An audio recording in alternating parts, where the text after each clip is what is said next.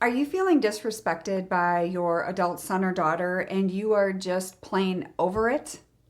You are not alone. And if that's how you're feeling, it is definitely time to make a change. So today I want to share a game plan for how to handle that behavior with some grace while also standing up for yourself. And I want you to remember that this change that you're going to make is for both of you.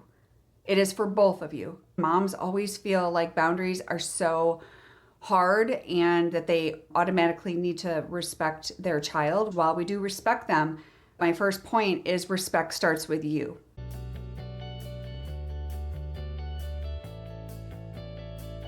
It's really, really important for you to recognize that you are the one that's going to set the tone for how you're being treated.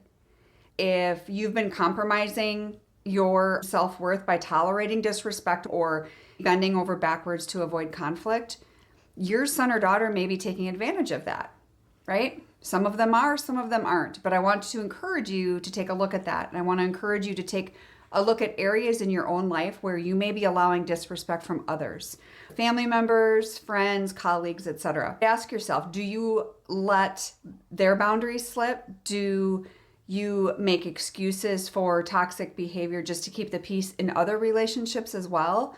There might be a pattern here for you. If so, I want you to take a close look at that. Remember, respect is a two-way street. By respecting yourself and enforcing what you will tolerate and what you won't tolerate in a loving way, that will model the behavior that your children will expect. You're setting the stage. You're teaching them how to treat you. This includes prioritizing your own self-care. Like my sweatshirt, self-care. Love that. We all need one of those. I want you to be able to share your own needs without guilt or fear of rejection. And if it does reject them for a period of time, then honestly, so be it. You do not deserve to be treated with disrespect, and neither do they, by the way. So number 2 is disengaging from the toxic behavior. When this disrespect happens, it's natural human behavior, to want to fight back, right? But we can't match that energy. And constant engagement with toxic behavior will lead to more arguments and leave you feeling drained. I'm sure you're already feeling that way if that's you right now.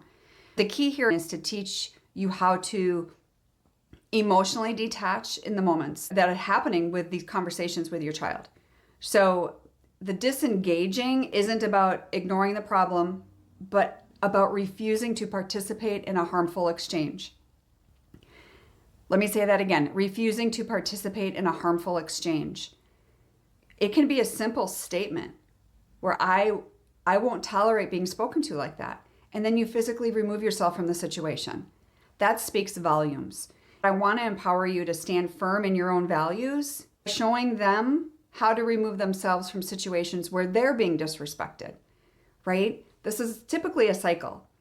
And what this is doing is signaling to your son or daughter that disrespect will not earn them attention or control, which might be what they're seeking. So walking away is a strong boundary. But honestly, so is silence. And I actually brought this subject up at my group coaching the other night. One of the moms beautifully said, silence is key. And I totally agree with that. Silence is key. But you also need to stand up for yourself. Don't match that energy. If you are ready to take the next step in taking care of you during this difficult time, whether you're estranged or you're just struggling with a relationship, you're feeling disrespected, but you're ready for some coaching and you've tried a bunch of things on your own and it hasn't worked, I want you to book a discovery call with me, and that's where we will focus on what is going on in your family. This is for the mom that's ready for coaching. I only have a small amount of time to be able to get in all these discovery calls. So I would ask you, when you are ready to invest your time, your resources, your energy, when you are ready to do that for yourself, then I want you to book that call. I want to help as many moms as possible. But obviously I'm one person, so we can only do so much. Number 3 is communication, not confrontation. Many times disrespect is met with that reactive confrontation, matching that energy because you're feeling hurt or defensive, and then the situation blows into this full-blown argument. I want to encourage you to take a different approach. Now, this is going to work for some of you in your situation right now, and some of you it's not. But empathy and calm communication. For some of you, it's going to be that silence. For some of you, it's going to be calm. But you should be able to, at some point, share that when you feel disrespected, you don't need to attack back. Don't match the energy. Depending on where you're at with your son or daughter, you might even be able to make statements like, when you speak to me like that, it makes me feel devalued.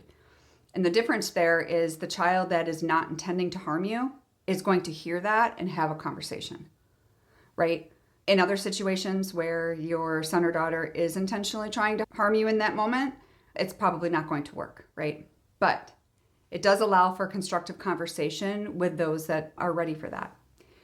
So I want you to remember too that this is all about showing your child how you would like to be treated, and you modeling the respectful dialogue, even when the tensions are high, even when they are screaming at you. Doesn't mean that that is okay. It doesn't mean that that's tolerable. That's when you either choose silence, you choose to leave, you choose calm. No matter what you choose, you need to choose calm, because two fiery darts are not going to solve anything. And lastly, number 4 is release what you can't control. Because I know you're often feeling responsible for fixing their behavior, right? You may say, I blame myself for the disrespect because of XYZ in their childhood. But it's critical for them to understand that they can't control you as a mom. And it's critical also for you to understand that you can't control them. This ends up being this control battle. So I want you to be able to release that desire for control if that is you, because it just leads to more frustration and pain. And so instead, I want to help you focus on what you can control and how to respond. That really is letting go of the expectations of how your child is going to act, but all the while maintaining your own peace. We have to maintain your peace or we're not going to get anywhere. I just want to encourage you to find some freedom in accepting, the things that you can't control, and navigate the things that you can. And that is the self-care that you can control. This is going to give you that mental shift that's going to allow you to protect your own emotional energy. Because if you're not doing that, you're going to go downhill fast, just like I did. And I don't want that for you. But it's a choice. I can't make you do the work. I can't make you get help. I want you to be able to move forward without being tied to their actions. That is also going to open up more room for healing in your life, because you aren't stuck in this cycle of trying to fix something outside of your control. And that's really what I hope for you. So I hope that helps. I'll see you in the next video. God bless.